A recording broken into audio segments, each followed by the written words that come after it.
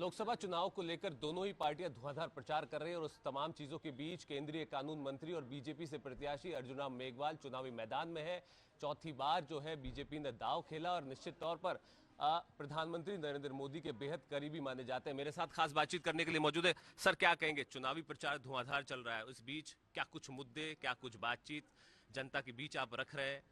3 बार के सांसद है और चौथी बार चुनावी मैदान में है। देखिए, कल तो एक बहुत ही महत्वपूर्ण मुद्दा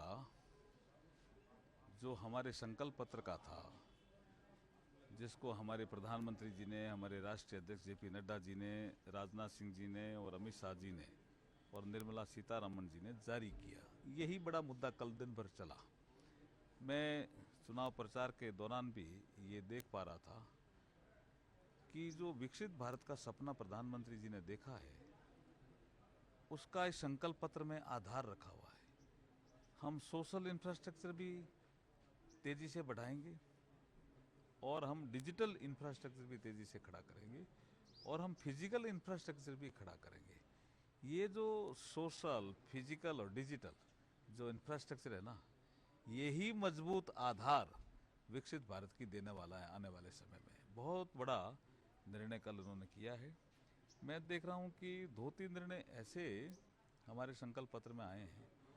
यूसीसी को लेकर के कई तरह की भ्रांतियां चल रही थी, तो हमारे घोषणा पत्र में स्पष्ट कह दिया गया है कि जो हमारी भारतीय परंपरा है, जो भारतीय हमारी जो एक पैरामीटर है, उसके अनुसार यूसीसी हम इस देश में लागू करेंगे, ये स्पष्ट कहा है। तीसरा जो विषय आया है कि एक साथ हम चुनाव क्यों नहीं करा सकते, लोकसभा और विधानसभाओं के, इवन पंचायतों के भी और नगर पालिकाओं के भी, लोकल बॉडी, हमारे जो पीआरआई इंस्टीट्यूशन है, पंचायत राज इंस्टीट्यूशन, विधानसभा, लोकसभा, इनके चुनाव जैसे ही एक साथ होते हैं तो जो उसको हम गुड गवर्नेंस कहते हैं ना, उस दिशा में देश चल पड़ता है। नहीं तो बार बार मॉडल कोड ऑफ कंडक्ट लगता है, काम रुकता है, नागरिकों को परेशानी होती है। इससे सब निजात दिलाने के लिए जो हमारे पूर्व राष्ट्रपति रामनाथ कोविंद जी जो उस कमेटी के अध्यक्ष थे, मैं भी उसका सदस्य था, उस रिपोर्ट को हमने पेश किया राष्ट्रपति जी को। लेकिन संकल्प पत्र में आने के बाद मतलब मोदी की गारंटी, ये कितना बड़ा काम मैं समझ रहा हूँ आने वाले समय में होने वाला है। और एक वोटर लिस्ट का रोज झमेला रहता था कि वोटर लिस्ट लोकसभा में अलग, विधानसभा में अलग, पंचायत चुनाव में अलग, नगर पालिकाओं में अलग, फिर कोई कोऑपरेटिव का चुनाव हो तो उसमें फिर वो वोटर लिस्ट अलग है, वो वैसे ही वोटर लिस्ट अलग है। कोऑपरेटिव की जितनी संस्थाएं उनके लिए वोटर लिस्ट एक हो, पंचायत राज की जितनी संस्थाएं उनके लिए वोटर लिस्ट एक हो, ये एक बड़ा मुद्दा है। नहीं तो हम बोला अच्छा, विधानसभा में तो नाम था, लोकसभा में नाम नहीं है। ये जो परेशानी नागरिकों को आती है, मतदाताओं को, इससे छुटकारा मिलेगा। बात करूं बीकानेर की, पिछले 10 साल से कई मंत्री पदों पर आप रहे हैं। बीकानेर के लिए जिन कामों को लेकर लगातार आप सक्रिय रहे हैं, संसद से लेकर ग्राउंड तक, इस बार के चुनाव में कुछ मुद्दे, कुछ अपने जो आप लोगों ने काम किए हैं वो आप बता रहे होंगे, जनता के बीच रख रहे होंगे। देखिए, जो मैंने जब मैं एमपी बना तो मैंने 15 साल का मेरा रिपोर्ट कार्ड जनता के सामने रखा है, एक पैम्पलेट में वितरित कर रहा हूँ। उसमें रेलवे का जो विकास अब तक हुआ है वो सारा मैंने बताया। 30 से ज़्यादा नई गाड़ियाँ मिली है, आपका ब्रॉडगेज हमारे इसी कालखंड में हुआ है, इलेक्ट्रिक ट्रेन भी इसी कालखंड में चली है, रेलवे के प्लेटफॉर्म भी इसी कालखंड में ऊंचे हुए, इतने आरओ भी बने, इतने आरयू बने, रेलवे का वर्कशॉप है उसको मॉडर्नाइज हमने इसी कालखंड में किया। इतने बहुत मुद्दे हमने, और 471 करोड़ का रेलवे का रीडेवलपमेंट प्लान, इतने वॉशिंग लाइन, ये सब हमने उसमें जिक्र किया। ये तो रेलवे का बताया, ऐसे हर सेक्टर का, चाहे रोड सेक्टर हो, रेलवे हो, हर सेक्टर का मैंने बताया। सोलर में देखिए 50,000 करोड़ का इन्वेस्टमेंट आ गया और आगे और आने की संभावना है। मेजर सोलर हब बन सकता है बीकानेर, और आने वाले समय में एक हमारा सिरेमिक हब बनाने का एक बड़ी तमन्ना है जो पूरे होने वाली है इस कालखंड में, 24 और 29 के बीच में। क्योंकि वो गैस पाइपलाइन का मामला प्रोग्रेस में है, जैसी गैस पाइपलाइन आती है आएगी, संभावना है, क्योंकि प्रोग्रेस में। गजनेर में एक इंडस्ट्रियल एरिया हमारा बन गया है, वहाँ पे बड़े बड़े उद्योगपति जब यहाँ पे सेरेमिक के उद्योग लगाएंगे तो यहाँ का रॉ मटेरियल जहाँ बाहर जाता है वो नहीं जाएगा, वो यहीं यूज होगा, रिसोर्स यहीं, रोजगार यहीं मिलेंगे लोगों को, इंडस्ट्रियलाइजेशन होगा, और जो ये भारतमाला बनी है इसका मेजर उपयोग होने वाला है उसमें। इस बार चुनाव प्रचार में देखने को मिल रहा है कि आप कहते हैं कि आप पॉजिटिव पॉलिटिक्स के राजनीतिज्ञ है, व्यक्ति है। दो चर्चाओं में आपके बयान, एक आपने कहा कि माल मोदी भेजते हैं और थैला जो है अशोक गहलोत ने इस्तेमाल किया, एक ही दूसरा आप कहते हैं कि मैंने कोई भ्रष्टाचार नहीं किया, किसी पे मुकदमे नहीं कराए। ये दो जो आपके जो चुनाव के दौरान जो प्रचार के दौरान भाषण देखने को मिले वो बेहद वायरल हो रहे हैं, क्या कहेंगे? देखिए, ये कन्फ्यूजन फैला दिया कि जो अनाज है वो अशोक गहलोत साहब भेजते थे। ऐसा कुछ नहीं था, अनाज तो मोदी जी की योजना है ना, प्रधानमंत्री गरीब कल्याण अन्न योजना पूरे देश में, ये नरेंद्र मोदी जी की गारंटी है ना। और अगले 5 साल तक अनाज मोदी जी भेजते ही रहेंगे मुफ्त में, ये मोदी जी की गारंटी है। वो क्या करते थे अशोक गहलोत, अपना थैला लगा करके, माल तो सारा मोदी जी का जो अनाज भेजा उन्होंने, और उसमें थैला लगाकर अशोक गहलोत लिख देते थे। जनता को कंफ्यूजन होता था कि ये अशोक गहलोत भेज रहे, तो वो दूर करना पड़ता है ना कि सारा जो अनाज है वो मोदी जी का, आप खाली थैला लगा रहे हो। दूसरा जो बयान जो आप लगातार जनता के बीच कह रहे हैं कि देखिए मैंने तो कोई जिप्सम खोदी नहीं, मैंने कोई मुकदमे नहीं करवाए, लोगों के बीच जो कहा जा सकता है कि उनके काम किए। देखिए, मेरे सामने जो उम्मीदवार हैं कांग्रेस के, मैं उनकी व्यक्तिगत कोई टिप्पणी नहीं करना चाहता, लेकिन वो मेरे पे लगातार व्यक्तिगत टिप्पणी कर रहे हैं।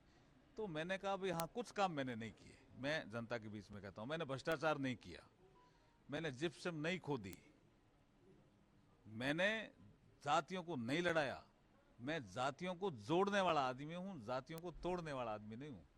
मैं अगर कोई मनमुटाव भी कहीं होता है ना तो उसको दूर करता हूँ, और वो मनमुटाव को बढ़ाते हैं। मुकदमेबाज है वो, देवी देवताओं को गालियां देते हैं और मैं देवी देवताओं को पूजा करता हूं। वो फर्क है जी, हमारी आस्था है ये। अब करणी माता बीकानेर के लिए कितना बड़ा नाम है जी, जिन्होंने जोधपुर राज्य की भी नींव रखी, जिन्होंने बीकानेर राज्य की भी नींव रखी, और कितनी बड़ी समाज सुधारक रही है करणी माता। ऐसी करणी माता के खिलाफ आप अपशब्द बोलोगे, जनता स्वीकार नहीं करेगी, ना सहन करेगी।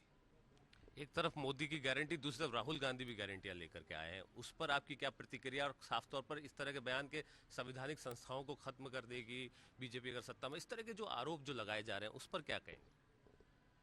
देखिए, मुख्यमंत्री के रूप में प्रधानमंत्री जी मोदी 12 साल से ज्यादा गुजरात में रह लिए, 10 साल यहाँ देश में हो गए।